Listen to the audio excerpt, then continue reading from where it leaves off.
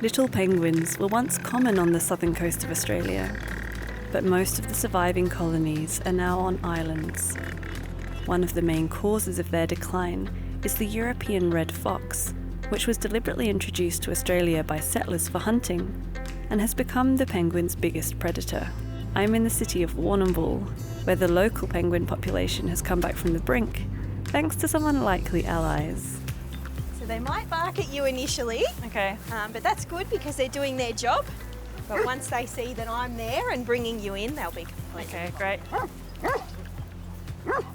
Hello. So this is Isola. Oh. She's very friendly. She loves people. And you kind of want to do it once you get to know them. This is Oberon. He's the youngest. So he's 1.5. And then we've got Mezzo here. He's got a cute little smile. And then Isola. So they're Italian dogs. And so, what have these sheepdog got to do with penguins? We started having this horrible problem out at Middle Island between about the year 2000 and 2005, where foxes started coming to the island. And unfortunately, they don't just kill for survival, they will kill for fun, so Right. thrill kill. So they can kill over 100, whether it's chickens, whether it's shearwaters, another flying bird, whatever it is, they can kill over 100 individuals in a night. 100 in a night. So at the time, there was a third-year student out at our local university, Deakin University, and he actually worked on a chicken farm, and they used Maremas to protect the chickens. And so he was chatting to Swampy, the chicken farmer at the time, and, Swampy said, well, penguins are just chickens in fancy dinner suits, so why not put a couple of Maremas out on the island? And after a lot of big, long process and a lot of things that hoops to jump through, a Maremma did get approved to go on Middle Island. Away from the other dogs. Maremas are Italian sheepdogs, which have been bred for thousands of years to protect livestock from predators. This is the first time they've ever been trained to protect wildlife. They're being really friendly with us now, and that's because you're here. Yeah, so Maremmas are a very different breed of dog to our normal domestic stay-at-home dogs. They're more closely related to wolves, and they have a really strong instinct to guard. So if we came up to here, or for example, when they're out protecting the penguins and we weren't with you, Yeah. they would bark at us. They would definitely bark at you. They wouldn't be happy with you being there. But yeah, definitely their whole job is to protect. So Yeah. Ooh. Someone's here who they don't know. yeah, so sometimes there's foxes in the paddock. Oh yeah, I see it. Good dogs. So this is exactly what you want them to be doing on the island. Yeah, absolutely. This is exactly what they should do. These dogs are trained to protect Middle Island, a small rocky outcrop on the coast not far from here that's home to a colony of little penguins. Whoa! So we pop the front paws in and then get him back in. And he's a very big dog in a little car. Trish, I don't think I quite appreciated how big they were until Mezzo was like almost on top of me. He is massive. He is a very big dog. Wow. I think if I was a small animal, I would be really glad to have him as my protector. Absolutely, yeah. You wouldn't want to get in between him and whatever he's protecting against.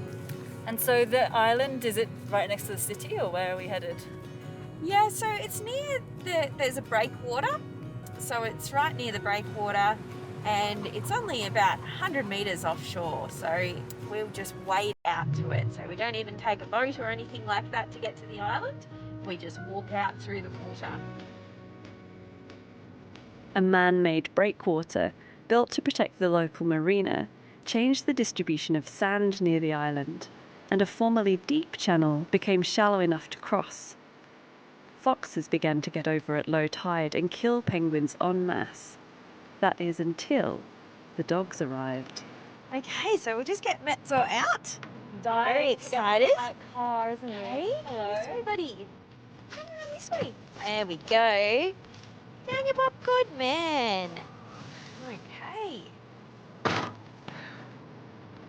Trish, it's so beautiful here. It is, it's stunning. We're so lucky to live here. So this is the beautiful middle island in the background. So these two are ready to go over. Come over here, buddy.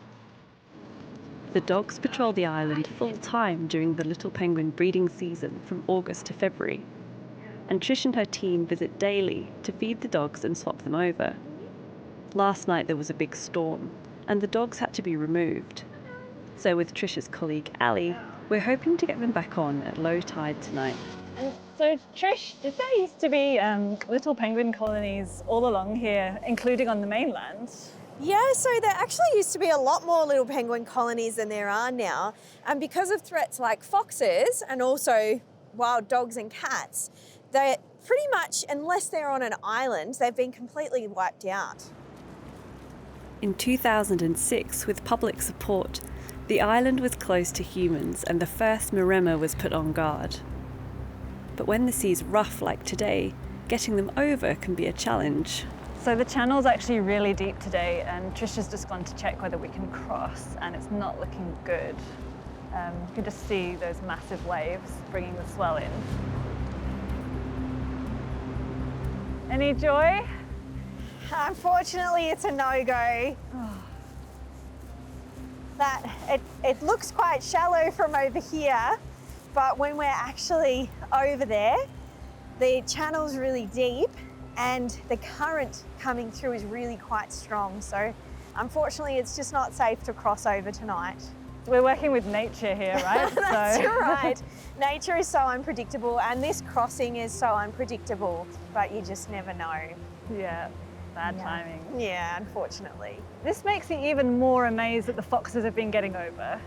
Yeah, it's really surprising because generally they will go across when it's shallow, when it's really, that sort of ankle deep crossing, but we have had them swim before. The foxes may be relentless in their efforts, but they're no match for the Maremmas, and no penguins have been killed while the dogs are on duty. The Maremmas are so much bigger than a fox, but I mean, we've seen out at the farm how they react to a fox, so definitely you wouldn't want to come up against a Maremma if you were a fox. It's absolutely incredible to see how the project works. You'll actually see fox prints sometimes. You see them coming right up to the edge of the water and then they turn around. So when the dogs are there, they know they're there. When the project started, there were only 4 penguins left on Middle Island. Now there are between 70 and 100. When we can't get to Middle Island, what we do is we go and scent the beach. So we take the dogs around, we get them to wee. They're molting a lot at the moment, so that's great. We can use their fur, and we actually put that in amongst the rocks and that sort of thing to keep their scent here, so the foxes know we can't go anywhere near there. The Maremmas don't kill the foxes. The dog's scent is enough to deter them, and any braver foxes are scared away by the dog's bark. So somewhere just like in here where So just push it back a little bit. Yep, there you go. Yeah, that's yours. A few days after we left, the crossing was back to being ankle deep, and Trish got the dogs back onto the island. The Maremma's instinct to protect is so strong that they're constantly on patrol. They can stay on the island for up to 2 weeks at a time, and don't even sleep in their kennels because they want to be able to hear and see threats at all times. The success of these pioneering canine conservationists has led to the technique being replicated. Maremmas now protect Australia's only mainland colony of gannets, and last year a population of the highly threatened eastern barred bandicoot was released onto farmland in the care of a new pack of specially trained guardian dogs.